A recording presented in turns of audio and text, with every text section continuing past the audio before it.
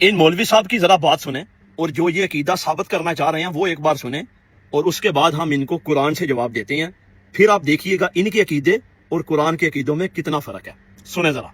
हमारे यहाँ पर जो है वो औलिया कराम से मदद तलब करना ये एक नजरिया है, ये एक अकीदा है। तो बाज लोग इस पर एतराज करते हुए कहते हैं कि ये तो शिर्क है, और दलाइल वो बयान कर रहे होते हैं कि जो बुतों की मजम्मत में है। अल्लाह, बुतों पर नाजिल होने वाली आयतें मुसलमानों पर चस्पा करेगी, औलिया कराम पर चस्पा करेगी, ये तो वही बयान की गई है। इनको पता होता है कि बुतों पर आई है, फिर भी बयान कर रहे होते हैं। ये भी अब इन मौलवी साहब का ये कहना है कि कुरान में जो आयतें किसी गैर अल्लाह से मांगने के मुतल्लक आई हैं ना, वो आयतें बुतों के लिए नाज़िल हुई हैं, यानी कि इनके जो फौत हो गए बाबे हैं उनके लिए नाज़िल नहीं हुई, जिनको ये गौसल आज़म या दाता का नाम देते हैं।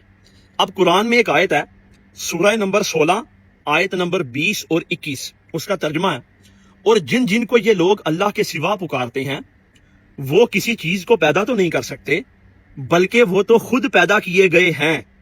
जरा गौर करना, उससे अगली, मुर्दे हैं, जिंदा नहीं है, उन्हें तो ये भी नहीं शऊर कि वो कब उठाए जाएंगे। अब मुझे बताएं कि ये कौन है जो खुद पैदा किए गए हैं? उसके बाद कौन से मुर्दे हैं जो कब्रों में पड़े हुए हैं? क्या ये बुत है? कैसे यार, मतलब कैसे इतना झूठ बोल लेते हो आप? इतनी इतनी बड़ी दाढ़ियां रख के, पगड़ियां बांध के, नामों के साथ 15-15 अलकाबात लगा के। ये कुरान तो वाज़ेह कह रहा है कि वो लोग जो कब्रों में हैं आप उनको नहीं पुकार सकते, अगर आप पुकारते हैं तो वो शिरक है। और यही तो काम कुफारे मक्का करते थे, वो भी अपने बुतों के वसीले ही डालते थे, वो उनको खुदा नहीं मानते थे, और वो उनके बुत उनके गुजरे हुए ओलिया थे। अब चाहे आप बुत बना के मांग लें या कब्र में पड़े हुए किसी और से मांग लें, जो मर गया, जो इस दुनिया से चला गया, मेरे भाई कुरान तो है वाज़िया।